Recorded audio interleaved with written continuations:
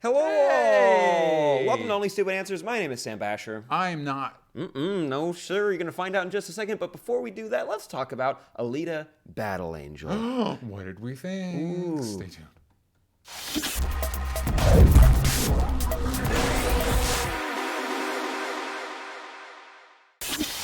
Boom. That's how we do. All right. So, DJ? Yes. That's your intro. That's my intro. Yes. Let's talk about Alita Battle Angel. Yes. Because last night we got invited to a screening. Shout out to Real D3D for inviting us. Ya. That was really cool. We got to go out to the Cinemark XD in Culver City, which was awesome. And we were able to watch this movie. And we were introduced, the movie was introduced to us by John Landau, one of the producers for this film, which is very cool. He's apparently James Cameron's go-to dude. Go-to dude. Yeah. Man, I want to be James Cameron's go-to dude. Who doesn't want to be James Cameron's go-to dude? But yes, as you said, Alita Battle Angel. This is the big.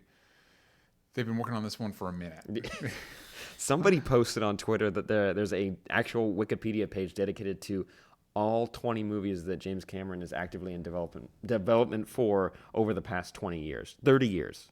There's 20 movies? There's a and lot. Half of them are Avatar sequels.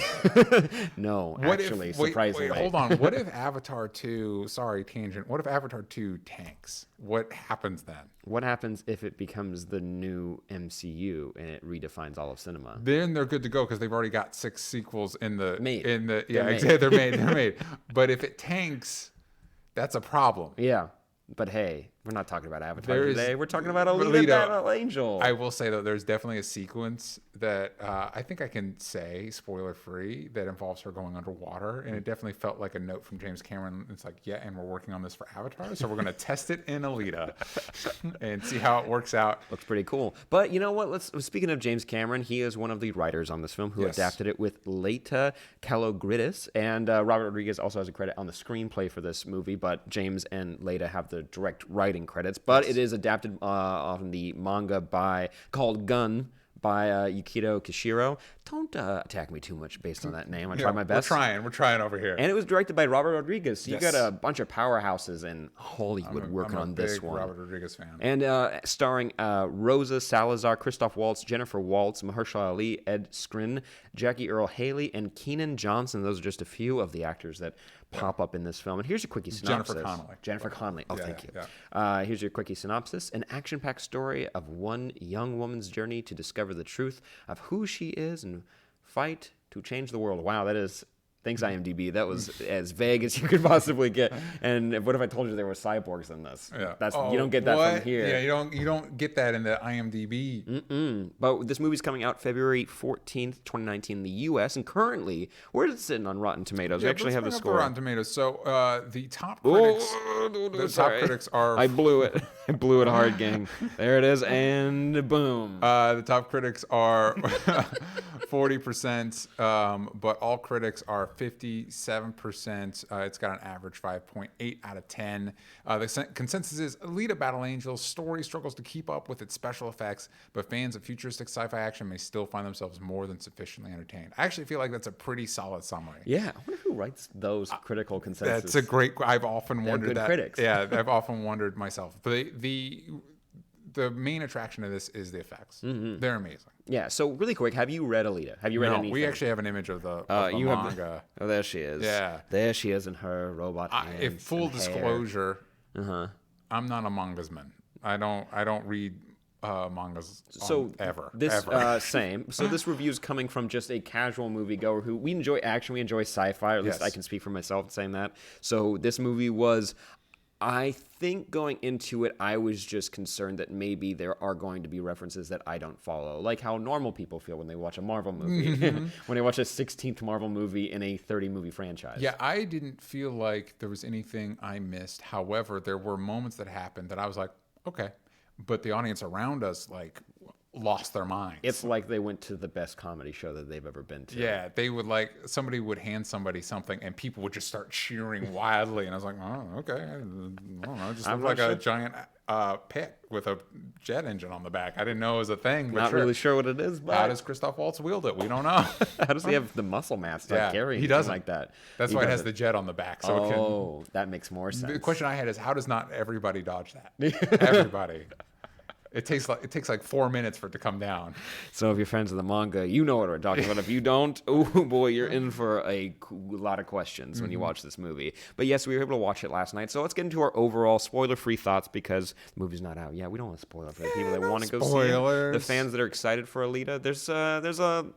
This is an interesting one. For me, just kicking it off, I went in just kind of trying to... I always try to... In the movies that I have like literally I have no background in knowing what this is about, I try to go in with like base expectations of like, if it's got cool action, I'm probably going to enjoy it just a little bit. Yeah. And I knew that I was going to be getting into a story where there's going to be a lot of world building. And I think this movie did a actually solid job establishing pretty quick what this is, what each world means to each other and what characters mean to each other and the class system and what certain weapons and lifestyles mean. I'm like, oh, cool. This movie's actually doing it in a way that similar YA movies that have come out recently, like Mortal Engines, where you feel like it's just kind of like set dressing. It doesn't mean anything. This actually made it feel important, and it made me understand it, which I appreciated. Yeah. But getting into the overall story, this movie was, it feels like you're trying to adapt an entire 15-book series into one movie, but there's still room for 4 more movies after. So you at times I can feel like you get like a little bit tired, but I think a lot of its strong suits come from the performances from, like, we're going to talk about this later in more specifics, but the lead actress and the CGI and action in this are... There's one after that one. Let's throw that up.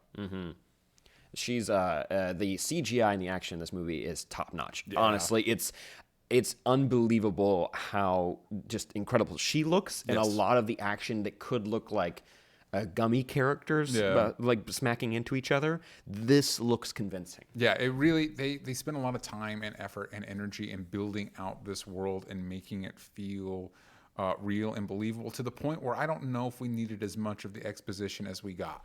Like Christoph Waltz in particular gets saddled with a significant amount of exposition, and I think they did a good enough job visualizing the world that I don't know if we needed all of the explaining, but this is, like you said, I think you pointing out that it did feel like a YA adaptation, even though it's not. And it also, I ran into a similar problem with Mortal Engines, I think, in that this manga is from 1990.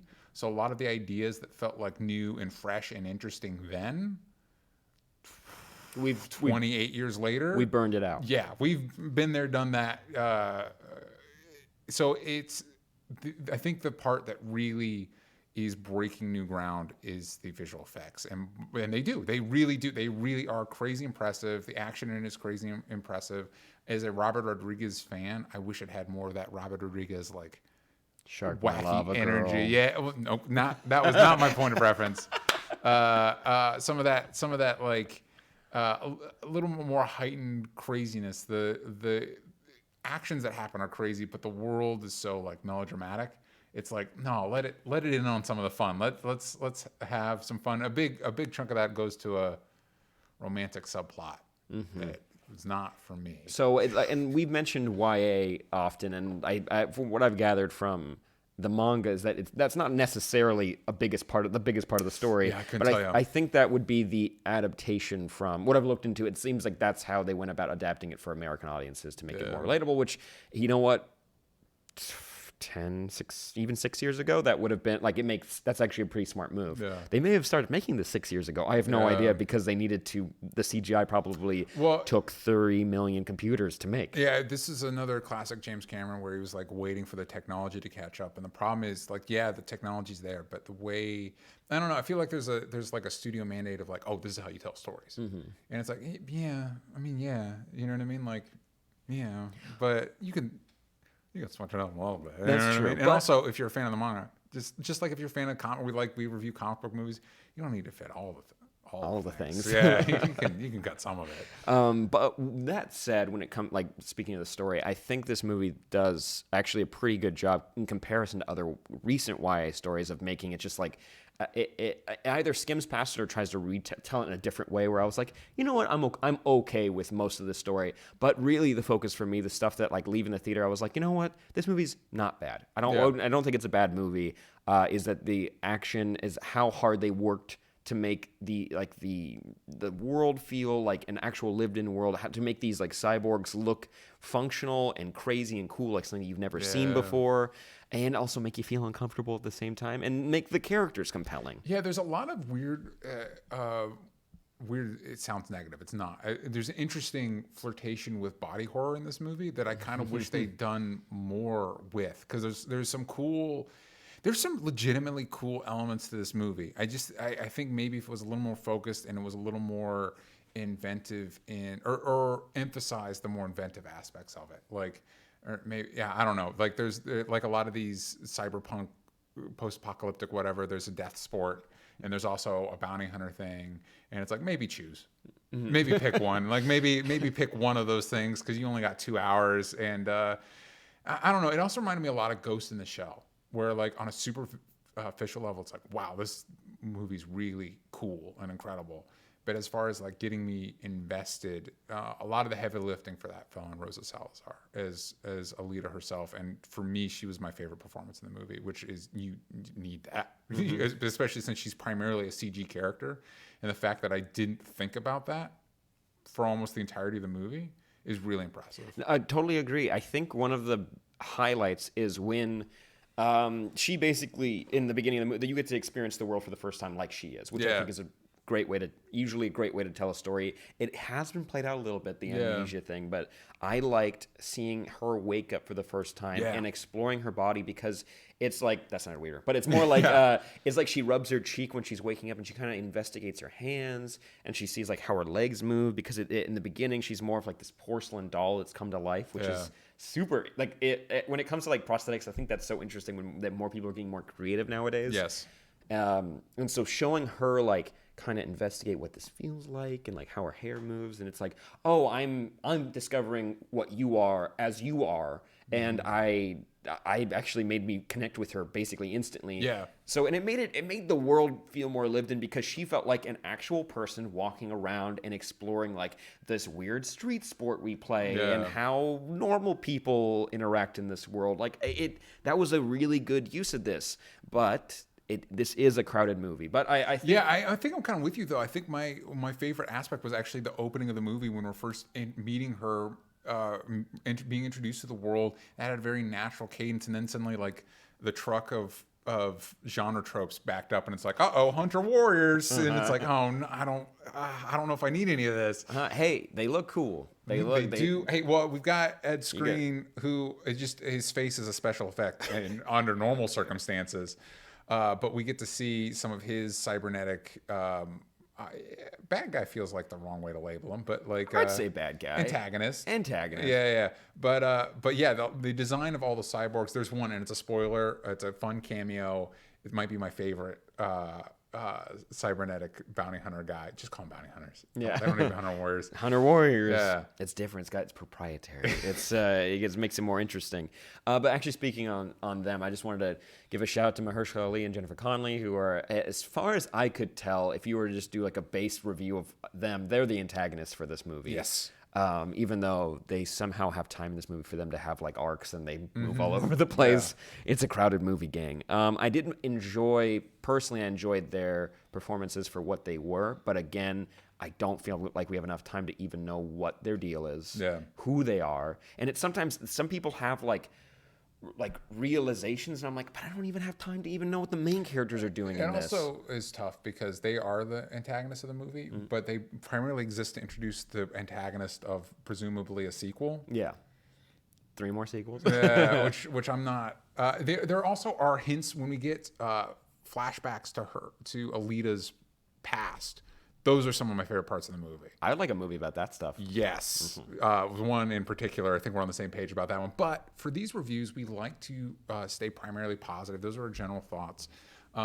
And so on specific positive notes, do you have any specific positive things? I think we're on the same page when it comes to CGI and the visuals. Yeah. The world building, not even, let's take out people vomiting up just exposition. Like, if you take that out, which for the most part I thought they actually did a good job. That sounded more negative. But the way that when they show you what this world looks like and how people interact with each other and how cyborgs fit into it and like why these people exist, I'm like, I'm on board with it. And how Alita came to life. Yeah. And that leads to one of your positives. Yeah, so for me, I was so impressed with Rosa Salazar as Alita. I thought she really made the movie. A lot of the acting is like typical genre, like acting, capital A acting. But the fact that she made me really invest in this person that is primarily CGI creation. I was so impressed. And like you said, in that opening sequence, you immediately become invested in her. You immediately get connected to her. And I was, even when her character goes on some of weirder self-exploration, I was on board. You know what? That scene gives me similar feelings to when Sandman put himself back together in Spider-Man 3. Yeah. Because it's not, that's supposed to kind of be body horror too, a little bit, because his body doesn't stay together anymore. Yeah. He has to actively think about staying as a whole person. Awful. Yeah. And so, and for her, she's just trying to figure out why her body functions that way, and why does more than half of her body not look the way that she thinks it should. Also, she handles it like a champ, man. I feel like if I was like, basically you're just a brain inside this thing, I'd have a minute of like, all right, I'm gonna go cry in the bathroom for a minute. Because you can cry. These cyborgs can cry and eat. And eat. Well, for the meat up top. For the meat up top, you got to feed that with something. And I'd say the other big plus for this, the big positive, is the action, because it's able, not only can you follow it, it's dynamic. It changes every single time. Like when we get, like you talked about the Hunter Warriors, so you're able to get your mercenaries fighting Alita or fighting each other, fighting whatever. And you get your post-apocalyptic sport. And you get a mix of stuff kind of happening. There's a sequence with that expands into a bigger sequence. All really cool. Really, really cool. And I kind of wish this movie can't exist without having, I wouldn't say the love element's something else, but I think you still need the world building that happens outside of it. Yeah. But I wish there was more of that. I wish there was more exploration of like, this is how this world works. Not meaning new words I need to learn. I mean, but just spending time with the people there, seeing the different elements, seeing different corners of the world, kind of like we did with Wakanda, where you get a sense in Black Panther, where you kind of get a sense of how people live in the society. Because if I'm remembering Black Panther correctly, it's like you see the city, and you see that here's a marketplace and here's government, and then there's a few tribes you learn about, but you get to spend time in each of them, so it doesn't feel like you're just being thrown a new dictionary and it's like you gotta learn what these are. Pretty organic. And that made me feel good. Now going into the negatives, my biggest thing is just too much. There's so much in this movie that like sometimes it's not like I have to write stuff down. It's just like in a scene they're doing so much, like they're like bending over backwards to try to set up a franchise or pay respect to fans. I couldn't tell you what they were trying to do. I'd say all of it. They're trying to please so many people at once, and the studio and the person who made it, and that at a certain point it's just there's a definitive point in this movie where you could tell Act 2 starts, or Book 2, or whatever it is, or the second volume of an entire story starts. Yeah, it's tough with these because people like to adapt known properties.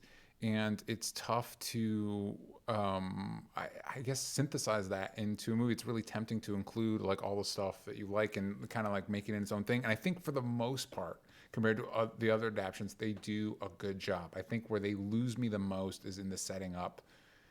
Like there's a whole, it almost feels like there's not the third act of this movie we don't get to. Like, you know what I mean? Because there's a whole like, it sets up a whole confrontation that will presumably happen if this movie makes enough to warrant a sequel, because this movie could not have been cheap, man. No. Like seriously, and God bless them for investing in making everything look amazing.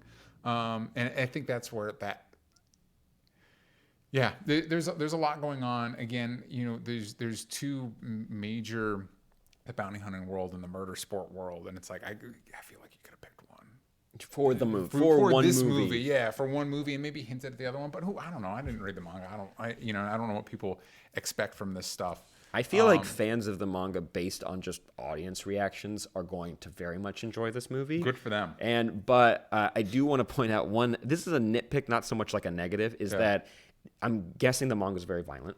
And they try to do that in this movie, but also they can't make this an R-rated film because not enough people know what it is. It's not like making Deadpool, but R-rated. Like that had enough good faith with the Marvel brand and the X-Men and all that. But when it tries so hard to be violent, but then will cut away really quick, like it didn't happen, or not show it, or because it's robots, it's okay. But you change the color of the blood. And suddenly it's all good, and it's like, but wait, that's horrifying. And it really makes you think. It does. This movie doesn't sit in it, but they basically kind of boil down what the important parts of a human body are, and then everything else is Legos. So that you can just replace whatever you want. That's awful. Yeah. That's absolutely terrifying. Yeah. The movie will never address that. Yeah, for another thing for me, like I said earlier, I wish there was a little bit more Robert Rodriguez in this movie. There's moments that feel like anime manga, like crazy, and if the rest of the movie was more in on that tone and not so melodramatic and more willing to be kind of like his Desperado movies, or not necessarily Machete, because Machete is a parody, but you know what I mean, like Sin City, that kind of like heightened world, you know, I think it would have been more, some of those moments would have played better. I totally agree with you. Now let's rate this movie. I picked as our rating system. We always like to do something fun for our rating systems. Yeah. So I picked the 300 years since the fall. And if you want more explanation, I guess go read the manga. Yeah, it's 300 years since a fictional event happened. Yeah. So do what you will with that information if you're not a reader. So out of 300, easy number. Yeah. What would you give this? 270. Ooh. Out of 300? No. Yeah. What's a B minus? Oh, I guess. Okay. You give it a higher score than me. Okay. 60. That sounds about right. 9. It's a good one. It's a good score. I will give it a solid 200. Okay. Maybe less. I think that the score of Rotten Tomatoes giving it like a 50 or a 40. I think that's a little too harsh. No. But not that harsh. I think this movie has some cool moments, but it's a bit of a mess.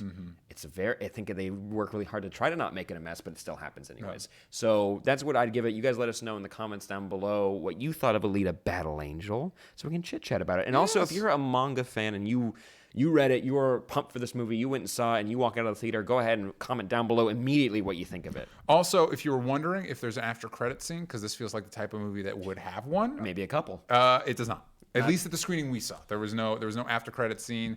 But those CG artists worked really, really hard on it. So maybe stick around to see their names. Yes, that you give them a little bit of respect, pouring out for them. But gang, thank you for watching with us. Make sure you like and comment down below and subscribe for more content from Only Stupid Answers. DJ, where can they find us on Twitter? At Only Stupid Answers. Yank out the vowels from stupid. Pow, pow. Boom, boom. And also check out patreon.com/onlystupidanswers. A bunch of people were able to watch this live with us as we recorded it. What? And we have so much other live content. And plus our show where we review all the CWDC shows, the DC Universe shows, the Marvel shows. It just keeps going. It keeps going. You can go ahead and click over there. You can click over there. You can, I don't know, type in patreon.com/onlystupidanswers if you want to. But also go to onlystupidanswers.com for everything else. Merch, podcast, blah, blah, blah. DJ, any final thoughts? Thank you. Thank you. And we'll see you guys next time. Bye-bye. Bye.